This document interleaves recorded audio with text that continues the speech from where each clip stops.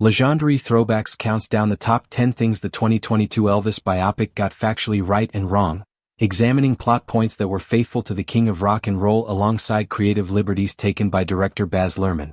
Hey everyone, welcome back to Legendary Throwbacks, where we explore the incredible lives and legacies of history's greatest men. At number 10, the film incorrectly portrays Colonel Tom Parker as a carnival worker who discovers Elvis at a show.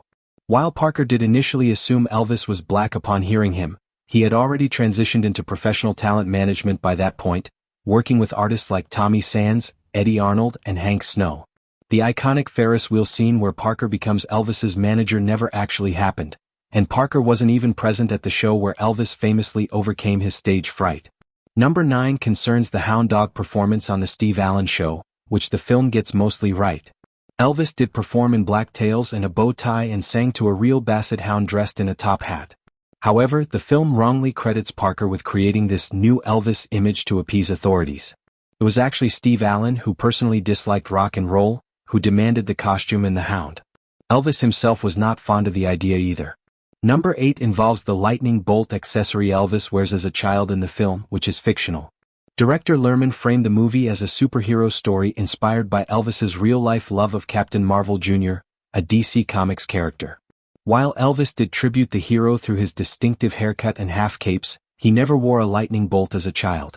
Interestingly, DC later returned the favor by having Captain Marvel Jr. express admiration for Elvis in the comics. Number 7 is confirmed true. Young Elvis did attend black gospel church revival meetings while growing up in a mostly black neighborhood in Tupelo, Mississippi. These experiences deeply shaped his musical style. Though some have accused Elvis of cultural appropriation, others argue he genuinely respected black musicians and brought wider attention to their music, creating something that was neither purely black, white, pop, nor country. Number 6 gets it wrong.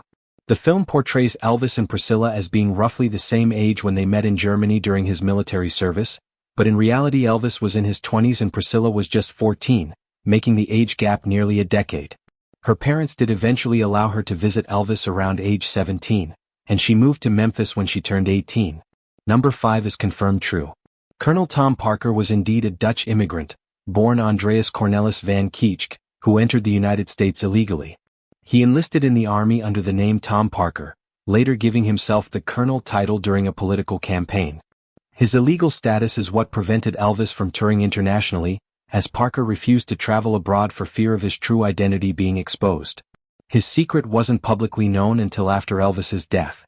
Number 4 addresses the 1968 comeback special. While the film captures the spirit of this pivotal moment, Elvis's first live performance in 7 years, several details are dramatized. The meeting with producer Bob Finkel did not take place at the Hollywood sign, there was no elaborate Christmas set that Elvis rejected, and most notably, RFK was not shot during the taping. Elvis was, however, genuinely inspired by the assassinations of both Robert F. Kennedy and Martin Luther King Jr. that year. Number 3 is confirmed true. Parker did take an extraordinary 50% cut of Elvis's earnings throughout their working relationship. Following Elvis's death, a Memphis attorney found that Parker had defrauded Presley's estate of between $7 and $8 million in just the final 3 years alone, far exceeding what any typical manager would receive. Number 2 is largely fictional. The dramatic scene where Elvis fires Parker mid-performance on a Vegas stage never happened that way. What did occur in 1973 was that Elvis became furious when the Hilton Hotel fired a maitre d' named Mario whose wife had cancer. When Parker refused to intervene, Elvis verbally attacked hotel owner Baron Hilton from the stage. A shouting match between Elvis and Parker followed, and Elvis fired him, but it took a $2 million buyout clause to make it stick.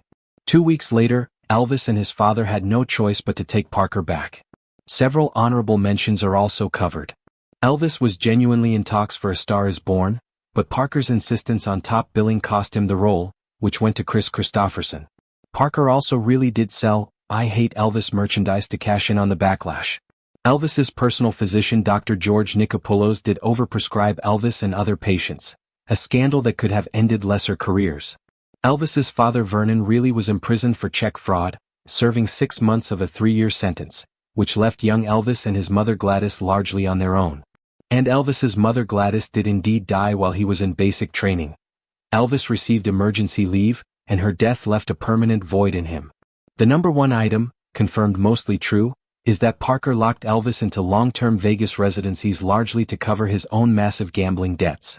Parker arranged a deal for Elvis to perform month-long annual engagements over 5 years at the International Hotel, reportedly drafting the initial contract on a stained tablecloth. Parker is believed to have owed the Hilton around $30 million, and keeping Elvis in Vegas conveniently helped service that debt. By the time Parker died, his net worth had collapsed to just $1 million, suggesting his financial recklessness ultimately consumed everything he had gained. If you love this video about Elvis Presley, hit that subscribe button and turn on notifications so you don't miss a single episode.